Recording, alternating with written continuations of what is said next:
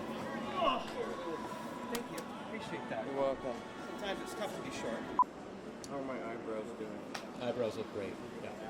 Joe, it was a real big moment for you last night, and I'm just curious, when John Gibbons came out to the mound, what were you expecting? What was I expecting? Well, Did you think he was coming to take you out of the game? I thought, well, actually, I think that when he originally kind of came out of the dugout, he kind of jumped out and was walking kind of quickly and was like, hold on, time out. So I think I realized that he wasn't, trying to take me out. I must have looked extra cute in my jersey last night because he wanted to see more of me.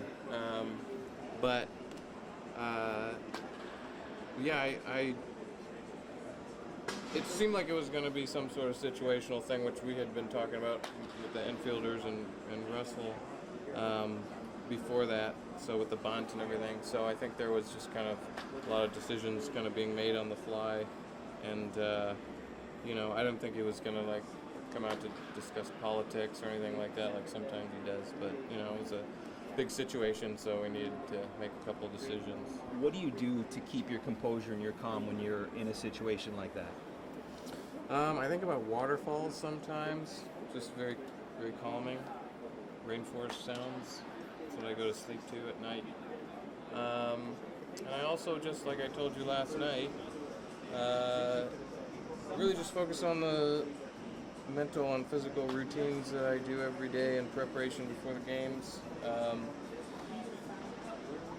I feel like if I kind of go over some of the keys that I need for success, that I had kind of primed, like I said before, before each game, when I do consistently, it's kind of like ready, and I can kind of just put my focus on that instead of on the bigness of the situation or the importance of it or whatever, and I think that helps me to kind of relax, and it helps me to kind of cultivate that perspective that you need when you're out there, which is just like, it's a simple task.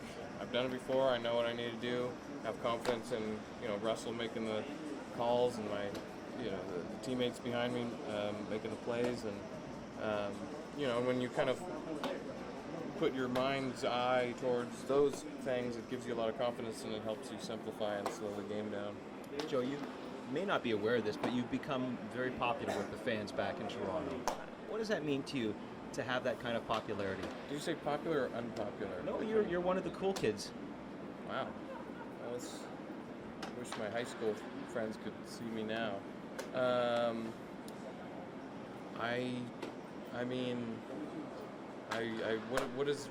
How do you be popular? What do you do? What do I do with my hands?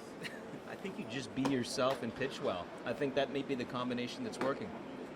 The problem is when I try really hard to be me, I kind of screw it up, Like, I don't know how to be myself. When people say, just be yourself, I'm just like, what is me? What is I?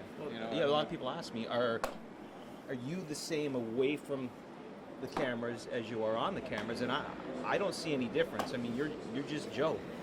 I am very, very serious off camera. There's no... that's when you gotta focus and keep things very straight-laced. Can't be... No time for jokes off the camera. Right. Well, I have one last question for you. Okay. And this one is from the fans who desperately want to see you on Twitter. Is there ever a chance that we will see a Joe Biagini handle on Twitter? What is the desperation like, if you were to describe it in terms of like...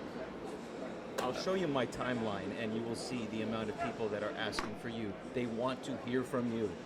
Are they not? I don't know. I can maybe speak louder. Maybe more people would be able to hear me. That's an idea. I don't really think that I have anything relevant to say.